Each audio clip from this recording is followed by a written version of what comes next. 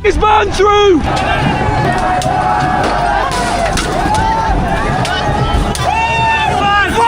जिस जनरेशन के बारे में कहा जाता है ये किसी लायक नहीं है और ये कुछ नहीं कर पाएगी।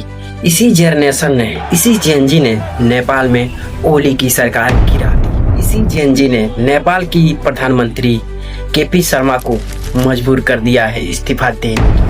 नेपाल में इस हद तक बेरोजगारी बढ़ गई कि ये जेनजी लोगों ने स्वयं प्रधानमंत्री के घर को और पार्लियामेंट को आग लगा दी और नेपाल की फाइनेंस मिनिस्टर को रोडों को दौड़ाकर पीटा गया। आखिर जेनजी है क्या? आखिर इसे जेनजी क्यों कहा जा रहा है? तो जो 1997 से 2012 के बीच में पैदा हुए हैं उसे जेनजी कहा जाता है। जनरेशन जेड जनरेशन वाई के बाद आता है जिसे मिलेनियर्स कहा जाता है। और इसी प्रोटेस्ट के दौरान पूर्व प्रधानमंत्री के वाइफ की डेथ हो गई जब उनके घर में आग लगाया गया। ऐसे में सवाल उठता है कि क्या कारण है इन गुस्से के पीछे जो खुद नेपाली स्टूडेंट अपने पार्लियामेंट को आग लगा दिए मजबूरन। बढ़ते हैं इस वीडियो में आगे की तरफ। क्या सोशल मीडिया बैन होने के कारण ये हमें प्रोटेस्ट देखने को मिल रहा है? जवाब है नहीं। ये बात है 8 सितंबर 2025 की, जब लोगों ने काठमांडू में इकट्ठा होना शुरू हुआ प्रोटेस्ट करने के लिए। इसमें ज्यादातर लोग 20-25 साल के थे जिसे जेनजी कहा जाता है। किसी ने स्कूल के यूनिफॉर्म पहनी हुई थी, किसी ने कॉलेज की। इस प्रोटेस्ट को हामी नेपाल नाम के एक एनजीओ ने इसे ऑर्गेनाइज किया था। ये प्रोटेस्टर माइती घर से मार्च करते हुए पार्लियामेंट तक पहुंच जाते हैं। ये प्रोटेस्ट पूरी तरह से नॉन वायलेंट और पीसफुल था और इन प्रोटेस्टों को रोकने के लिए पुलिस की तैनाती की जाती है। उन पे टी गैस और पानी के फुहारे मारे जाते हैं। कुछ प्रोटेस्टर पार्लियामेंट के अंदर घुस जाते हैं, लेकिन यहाँ जो पुलिस करती है उसे देखकर पूरा देश दंग रह जाता है।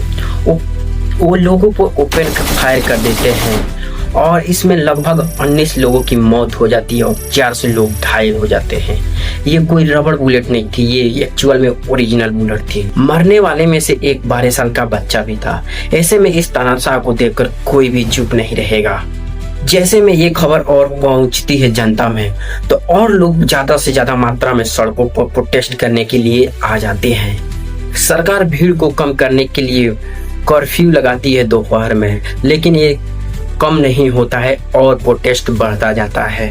काठमांडू के अलावा बुडवल, पोखरा और लुम्बिनी तक ये प्रोटेस्ट फैल जाता है, लेकिन अंत में इस प्रोटेस्ट के आगे सरकार को झुकना पड़ा।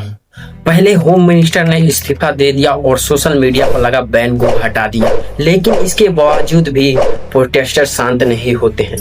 प्रधानमंत्री और गृह मंत्री के घर में भी आग लगा देते हैं। यहाँ तक कि प्रोटेस्टर वो अपोजिशन के घर पर भी आग लगा देते हैं। इन्हें हेलीकॉप्टर से रेस्क्यू किया जाता है। मजबूरन मंत्रियों को देश छोड़ना पड़ा। 9 सितंबर 2025 को प्रधानमंत्री ओली भी लगभग 2 बजे इस्तीफा दे देते हैं।